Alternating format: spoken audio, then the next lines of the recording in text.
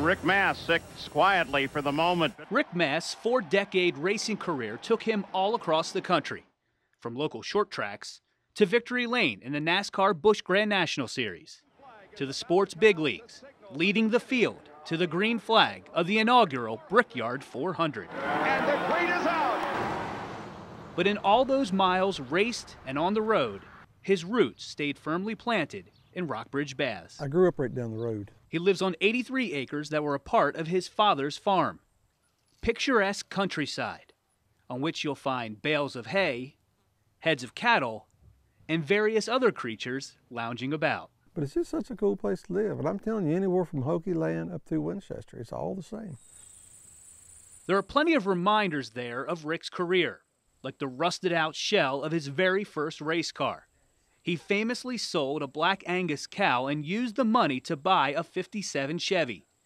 He piloted that car to the winner's circle in his rookie year at Natural Bridge Speedway back in 1973.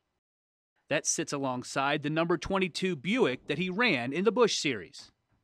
Despite racing for several seasons in the sport's top series, Rick's home remained here, not giving in to the temptation of moving closer to NASCAR's hub in the Charlotte area. It hurt me career-wise a little bit from a PR standpoint because, you know, there was always stuff going on, you know, and you missed out on some of that stuff.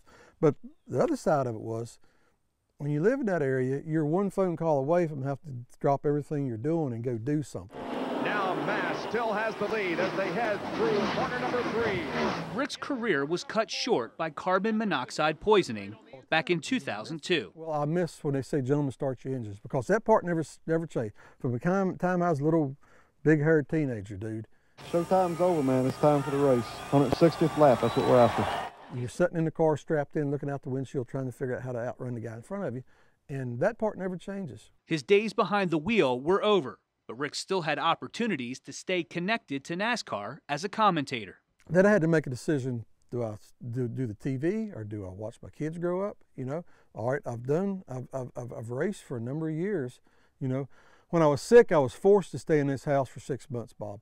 I was forced to. I didn't have any choice. I couldn't get out of bed, you know, or move much. So I kind of got acclimated to actually being in one spot, you know. So that kind of led into the transition of being here. And once I made that decision, then, you know, there's no turning back. But it did not take away his enthusiasm for the sport. You know what I'm doing, don't you? Yeah. I'm heading to Big John's. Right there. I know where it's at. You can still find him in the garage area a few times a year. I dread going, and this is no joke. I dread getting up or thinking about going to the racetrack. I don't feel like getting there. I don't like fighting the traffic. I don't feel like this and that. But once I get there, okay, about 7 to 8 minutes in, it's like home. Right? It's just natural for me.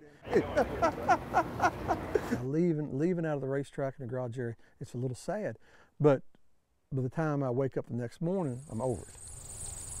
And back in the Rockbridge Baths community. You know, when I started racing all those years of Winston Cup, man, I was gone all the time. I was never home. And lost track of all my neighbors. So I spent the next few years, once I retired, you know, reacquainting myself with everybody. It's been a cool deal becoming involved in the community and the projects and things that need to happen here. You know, I try to put my time in for that.